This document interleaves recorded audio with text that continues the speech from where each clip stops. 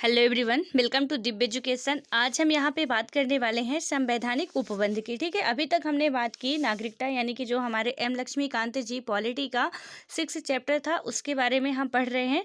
तो यहाँ पे हम सिटीजनशिप के बारे में पढ़ें कि मतलब कि ये किस भाग में है, इसमें कितने से कितने तक के आर्टिकल है। ठीक है, आज हम बात करेंगे इसमें क्या है, इसके संवैधानिक उपबंध। तो यहाँ पे यदि हम मेन रूप से बात करते हैं तो सबसे पहले तो क्या बात की गई है कि संविधान के भाग 2 में क्या है कि अनुच्छेद 1 से 5 तक, ठीक है, जो कि आपको पहले ही मैं बता चुकी हूँ कि 1 से 5 तक में नागरिकता के बारे में चर्चा की गई है। इस संबंध में क्या होता है कि इसमें स्थायी और विस्तृत जो भी हमारा है तो उपबंध नहीं है।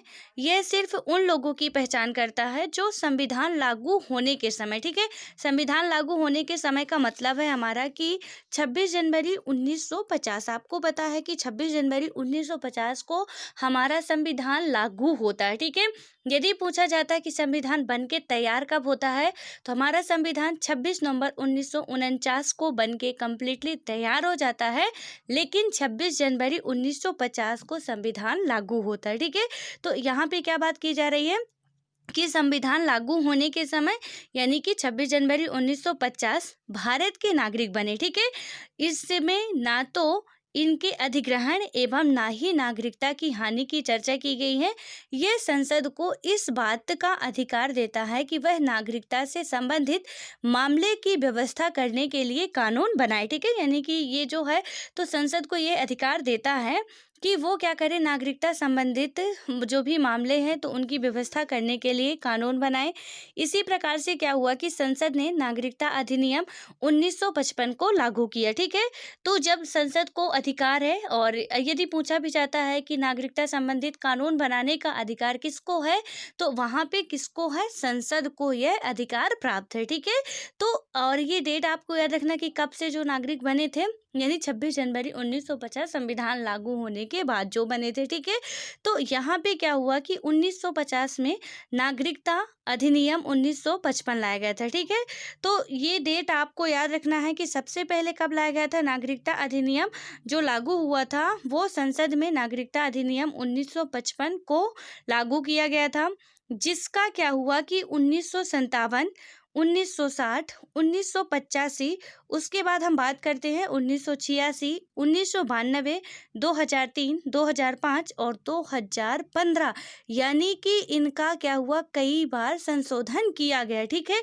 1957 में किया जाता है, उसके बाद 1960 में फिर संशोधन किया जाता है, और ये संशोधन किसका किया जाता है, 1955 के अधिनियम का ही जो बनाया गया था नागरिकता अधिनियम, उसका ही संशोधन करके थोड़ा और उसमें दैट मीन्स बोले तो अपडेट किया जा रहा था। ठीक है, तो यहाँ पे पहले 1957 में किया जाता है, 2 साल बाद ही, फिर उसके बाद 1960 में किया जाता है, 1985 में, 1986 में, 1992 में, 2003 में, 2005 में, 2015 में और हाल फिलहाल 2019 में भी इसमें संशोधन किया गया। ठीक है, जो हमारा नागरिकता अधिनियम बिल आया है या की बात करें तो जो नागरिकता अधिनियम यानी सिटीजनशिप अमेंडमेंट या सिटीजनशिप एक्ट जो पारित हुआ 2019 का, तो यहाँ भी 1955 के नागरिकता अधिनियम में ही संशोधन किया गया है। ठीक है, तो अब यहाँ पे आप ऐड कर सकते हो हमारे एम लक्ष्मीकांत जी का जो 5वां संस्करण है,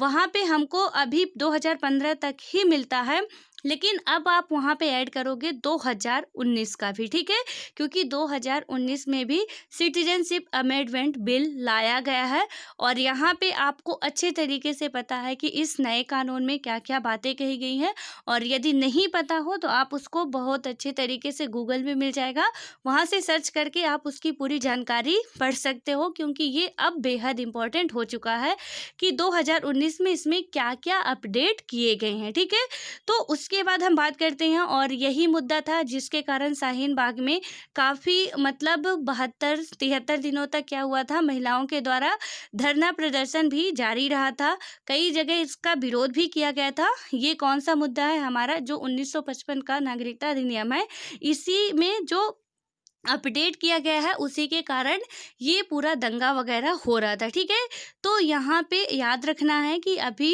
जो इतने हुए 2015 तक था, अब 2019 भी आपको ऐड कर लेना है। ठीक है, उसके बाद हम बात करते हैं, तो यहाँ पे है संविधान के अनुसार 4 श्रेणियों के लोग भारत के नागरिक बने हैं। ठीक है, तो इसमें आखिर मेन रूप से सबसे पहले होता क्या है कि संविधान के निर्माण के उपरांत यानी कि 26 जनवरी 1950 संविधान के अनुसार क्या हुआ कि 4 श्रेणियों में लोग भारत के नागरिक बने। अब ये 4 श्रेणियां मेन रूप से हैं क्या क्या। पहली श्रेणी की यदि हम बात करते हैं तो इसमें बात की गई है कि एक व्यक्ति जो भारत का मूल निवासी है और 3 में से कोई भी एक शर्त पूरी करता हो। ठीक है, जो इसमें से 4 हैं तो उनमें से 3 में से कोई एक शर्त पूरी करता हो। यहाँ पे ये शर्तें हैं, कौन कौन सी शर्तें हैं, तो पहला तो है कि यदि उसका जन्म भारत में हुआ हो।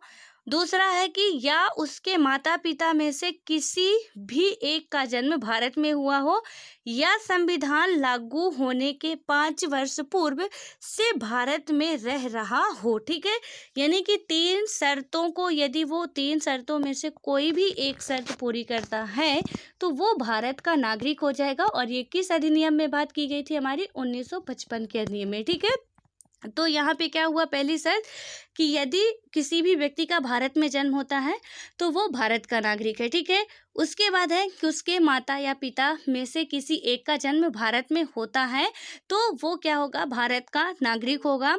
और तीसरा है हमारा कि संविधान लागू होने के, यानी कि 26 जनवरी 1950 संविधान बनने के नहीं। ठीक है, ये दोनों ही बातें में बहुत डिफरेंस है, तो इसको याद रखना है कि संविधान लागू होना यानी 26 जनवरी 1950 की डेट, उसके पहले संविधान लागू होने के 5 वर्ष पहले यानी कि 5 वर्ष पूर्व से भारत में रह रहा हो, तो वो जो 5 वर्ष पूर्व से यानी बाद में नहीं, संविधान लागू होने के पूर्व में यानी कि 5 वर्ष पहले से वो भारत में रह रहा हो, तो वो क्या होगा, पहले हो सकता है कि विदेश का हो लेकिन उसके बाद यहाँ आ गया हो भारत और भारत में रह रहा हो, तो उसका क्या किया जाएगा, यानी कि वो भारत का नागरिकता पाने के अधिकारी होगा। ठीक है, तो इन तीनों में से यदि कोई एक भी शर्त आप पूरी करते हो, आप भारत के नागरिक होगे।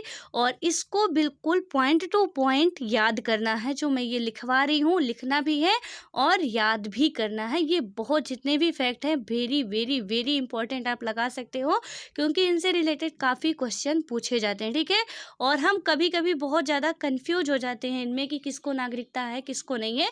सो इसमें से आपको याद रखना है, पहले में क्या होगा कि 3 शर्तें पूरी करता हो तो भारत का नागरिक माना जाएगा। उसका कौन कौन सा, उसका जन्म भारत में हुआ हो, माता पिता में से किसी एक का जन्म भारत में हुआ हो, जरूरी नहीं कि दोनों का ही जन्म भारत में हुआ हो।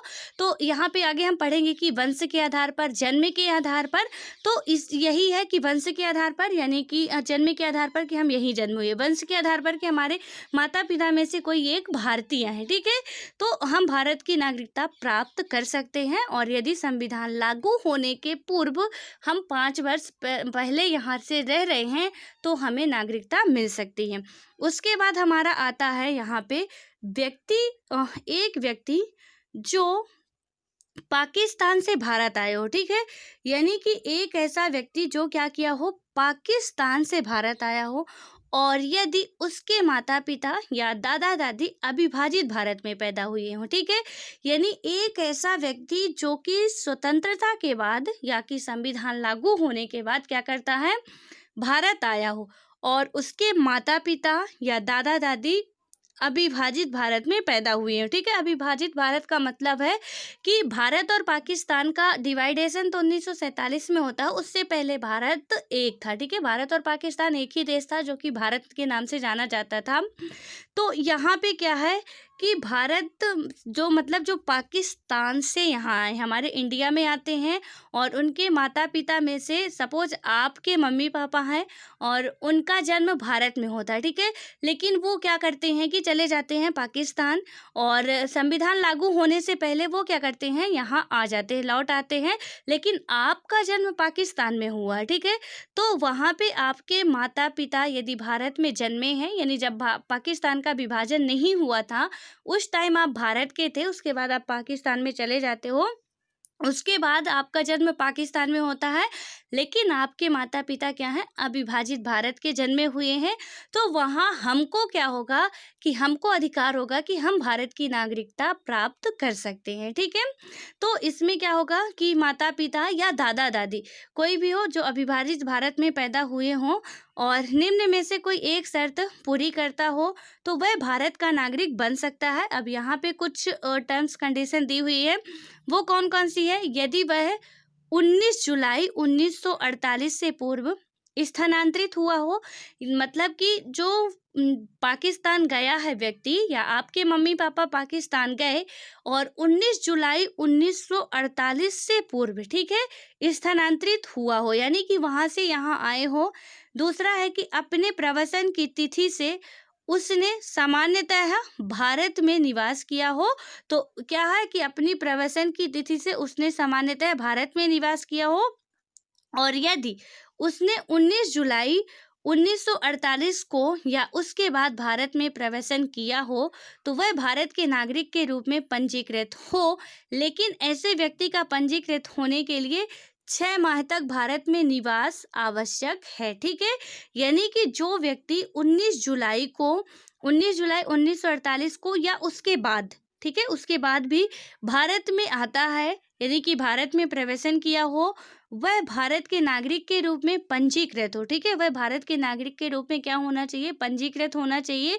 लेकिन ऐसे व्यक्ति का पंजीकृत होने के 6 माह तक भारत में निवास आवश्यक है, यानी कि वो पंजीकरण अपना करवाता है, उस व्यक्ति को भारत में कम से कम 6 महीने तक रहना ही पड़ेगा। ठीक है, और ये किस में बात की गई है, आर्टिकल 6 में बात की गई है, और हम लोग इसको समझे भी थे। तो यहाँ पे जो पाकिस्तान से भारत को आते हैं, मैंने आपको समझाया भी था अच्छे तरीके से कि पाकिस्तान से भारत को आते हैं, और ये डेट बहुत इंपॉर्टेंट है। 19 जुलाई 1948 की डेट जो है वो बेहद इंपॉर्टेंट है कि इसके पूर्व स्थानांतरित हुए हों या इसके बाद भारत में प्रवेशन किए हों तो वही भारत की नागरिकता प्राप्त कर सकते हैं। लेकिन इसमें जो कंडीशंस है कि पंजीकरण होने के बाद उनको 6 महीने तक भारत में रहना क्या होगा, अनिवार्य होगा। ठीक है, उसके बाद हम बात करते हैं इसकी तीसरी कंडीशन की। यहाँ पे तीसरी शर्त है कि एक व्यक्ति जो 1 मार्च 1947 के बाद भारत से पाकिस्तान स्थानांतरित हो गया हो। ठीक है, यानी कि एक ऐसा व्यक्ति जो पहले तो भारत में था, लेकिन 1 मार्च 1947 के बाद वो क्या होता है कि पाकिस्तान, मतलब भारत से पाकिस्तान चला जाता है। ठीक है, लेकिन बाद में फिर भारत में पुनर्वास के लिए लौट आए तो वह भारत का नागरिक बन सकता है। उसे पंजीकरण प्रार्थना पत्र के बाद 6 माह तक रहना होगा, यानी आर्टिकल 6 और 7 दोनों ही बताते हैं, और ये दोनों ही बहुत ज़्यादा कंफ्यूज करते हैं। तो सबसे पहला है हमारा आर्टिकल 6, यानी कि सबसे पहला है कि पाकिस्तान, यानी भारत से पाकिस्तान अलग होके जाता है, यानी कि ऐसे आपको समझना है कि भारत से पाकिस्तान अलग हुआ। ठीक है, पाकिस्तान से भारत अलग नहीं हुआ कभी, ये बात दोनों ही याद रखना है आपको कि भारत से पाकिस्तान अलग हुआ है, पाकिस्तान से भारत नहीं। ठीक है, क्योंकि पहले एक ही देश था जो कि भारत के नाम से जाना जाता था। तो जब भारत से पाकिस्तान अलग होता है तो आर्टिकल 6 में बात की जाती है कि पाकिस्तान से भारत आने वाले, ठीक है। उसके बाद आर्टिकल इसमें बात की जाती है 7 में कि एक व्यक्ति जो 1 मार्च 1947, और दोनों की डेट भी अलग अलग है, ठीक है, के बाद क्या हुआ हो कि भारत से पाकिस्तान स्थानांतरित हो गया, यानी कि ऐसा व्यक्ति जो कि क्या किया हो 1 मार्च 1947 के बाद भारत से पाकिस्तान चला गया हो, और उसके बाद क्या हुआ हो फिर से वो पुनर्वास के लिए भारत लौट आता हो। ठीक है, तो पहले तो वो जाता है, उसके बाद पुनर्वास के लिए यदि वो भारत लौट आता है फिर से, तो उसको भारत की नागरिकता मिल सकती है, लेकिन इसको भी अपने पंजीकरण के 6 महीने तक रहना अनिवार्य होगा। ठीक है, ये बात की गई है आर्टिकल 7 में। ये दोनों ही आर्टिकल बहुत कंफ्यूज करते हैं और दोनों को ही याद रखना बहुत इंपॉर्टेंट होता है। ठीक है, उसके बाद बात करते हैं चौथी कंडीशन इसकी। यहाँ पे चौथा है एक व्यक्ति जिसके माता पिता या दादा दादी अविभाजित भारत में पैदा हुई है। ठीक है, एक ऐसा व्यक्ति जो कि मतलब जिसके माता पिता, सपोज आप यहाँ पे एग्जांपल समझो कि आपके जो मम्मी पापा हैं या दादा दादी हैं, ठीक है, अविभाजित भारत का मतलब जब भी जो अभी मैंने समझाया कि यानी जब भारत पाकिस्तान एक था, तो वहाँ पे यानी कि बात करें 1947 के पहले, ठीक है, 1947 के पहले तक एक ही था। तो अविभाजित भारत में पैदा हुए हों तो, लेकिन यह भारत के बाहर रह रहा हो, ठीक है। लेकिन यदि आपके माता पिता या दादा दादी से कोई भी भारत में पैदा हुआ हो, अविभाजित भारत में, ठीक है, फिर वो चाहे पाकिस्तान का क्षेत्र रहा हो चाहे भारत का, वहाँ पे फिर ये नहीं गिना जाएगा कि कहाँ पे उसने जन्म लिया है। जैसे कि भारत और पाकिस्तान का जब डिवाइडेशन नहीं होता, तो ये जो पाकिस्तान वाला पूरा रीजन था, ये यहाँ पे इंडिया में ही था, ठीक है। तो चाहे यहाँ आपके दादा दादी मम्मी पापा जन्म लिए हों, चाहे इंडिया में जन्म लिए हो, माना जाएगा कि वो भारत में ही जन्म लिए। अविभाजित भारत का मतलब साफ तौर पे यहाँ पे यही होता है, और इसीलिए ये वर्ड यहाँ पे यूज किया गया है, ठीक है। तो यहाँ पे हुआ कि मतलब और अभी क्या हो, लेकिन मैं भारत के बाहर रह रहा हूँ, ठीक है। लेकिन आप क्या कर रहे हो, अपने मम्मी पापा के साथ भारत के बाहर रह रहे हो। आपका जन्म जो होता है वो भारत में नहीं होता, लेकिन आपके किसी वंश में किसी का भी जन्म भारत में हो रहा है, ठीक है।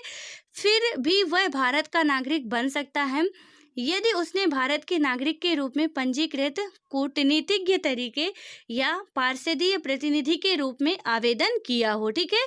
वह व्यवस्था भारत के बाहर रहने वाले भारतीयों के लिए बनाई गई है ताकि वे भारत की नागरिकता ग्रहण कर सकें, ठीक है। ये आर्टिकल 8 में बात की गई है कि जो भारत के बाहर रह रहे हैं, ये व्यवस्था उनके लिए बनाई गई है ताकि वो क्या करें कि भारत के मतलब भारत की नागरिकता को ग्रहण कर सकें। ये आर्टिकल 8 में बात की गई है, ठीक है।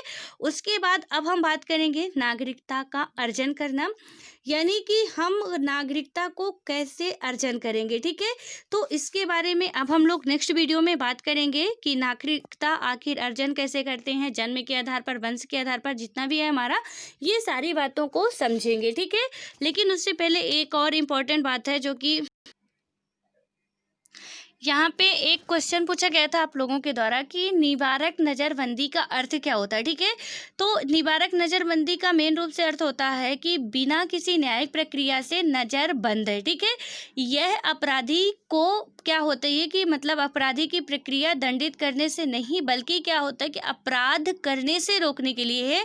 यानी कि अपराधी कोई जो अपराध करता है तो उसको दंडित करने से नहीं होता है, मेन रूप से इसका मतलब होता है अपराध रोकने से हो गया, ठीक है। जैसे कि आप यहाँ पे समझो एग्जाम्पल के जरिए कि जब मतलब क्या होता है कि जब राज्य को यह अनुमान हो जाए कि किसी व्यक्ति से जो कि अपराध करने वाला हो, या कि राज्य सुरक्षा को खतरा हो, या खतरे की धमकी मिल रही हो, ठीक है, तो राज्य क्या करता है कि राज्य समिति अवधि के लिए, कुछ समय के लिए बिना जांच किए बंदी बना सकता है।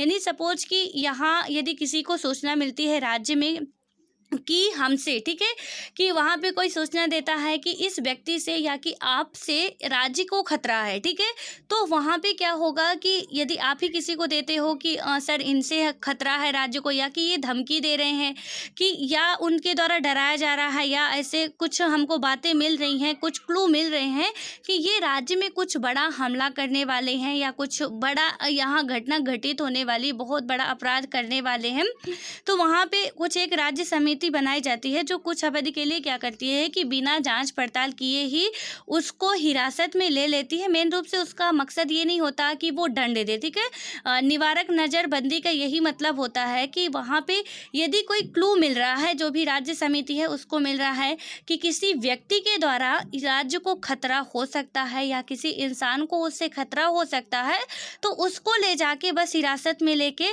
वहाँ पे क्या करते हैं कि उसको सुधारने की कोशिश करते हैं, या रोकने की, उसके अपराध जो करने वाला है तो रोकने की कोशिश करते हैं, ठीक है। मेन रूप से इसका मतलब यही होता है। और यहाँ पे हालांकि होता क्या है कि किसी व्यक्ति को 3 महीने से अधिक इस कानून के तहत बंदी नहीं रख सकते हैं।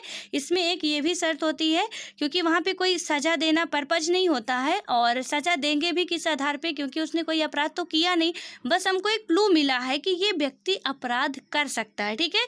एक आशंका है इस व्यक्ति पे, या कि हमको पूरा विश्वास है कि ये व्यक्ति हमको लगातार धमकी दिए जा रहा है, या व्यक्ति हमको लगातार टॉर्चर कर रहा है, या कहीं से मतलब कि वो हमको शारीरिक रूप से नहीं बट मानसिक रूप से परेशान कर रहा है कि मैं तुमको मार डालूंगा, या राज्य के लिए कोई खतरा होगा तो वो क्या कर सकता है कि मतलब कहीं भी रिपोर्ट दर्ज करा सकता है। यदि समिति को भी पता चलती है तो वो उसको बंदी बना लेती है, लेकिन उसको कोई नुकसान नहीं पहुंचाते, क्योंकि उनका मकसद उनको दंड देना बिल्कुल नहीं होता है, उनको सुधारना होता है, उनको अपराध करने से रोकना होता है, जो निवारक नज़रबंदी का मेन अर्थ होता है। ठीक है, तो वहाँ पे अपराधी को दंड देना नहीं, बल्कि अपराधी को अपराध करने से रोकना होता है। मेन रूप में 100 बात की एक बात कहें तो यहाँ पे ये कह सकते हैं कि अपराधी को दंड देना नहीं, अपराधी को अपराध करने से रोकने के लिए ये प्रक्रिया अपनाई जाती है, जिसे हम निवारक नज़रबंदी कहते हैं। ठीक है, और एग्जाम्पल के लिए मैंने आपको समझा दिया। यहाँ पे ये की है कि 3 महीने से मतलब बिना किसी सूचना के तो हम इसको गिरफ्तार कर लेते हैं, लेकिन 3 महीने तक ही रख सकते हैं। 3 महीने के बाद इसको हम हिरासत पे नहीं रख सकते हैं, ये बात भी हमको ध्यान रखनी होगी। ठीक है, सो आई होप कि आपका जो क्वेश्चन था वो अच्छे तरीके से आपको समझ में आ गया होगा, और यदि नहीं समझ में आया होगा और कोई प्रॉब्लम्स होगी तो आप फिर से पूछ सकते हो, मैं फिर से और अच्छे तरीके से बताने की ज़रूर कोशिश करूँगी। ठीक है, सो ऑल द बेस्ट।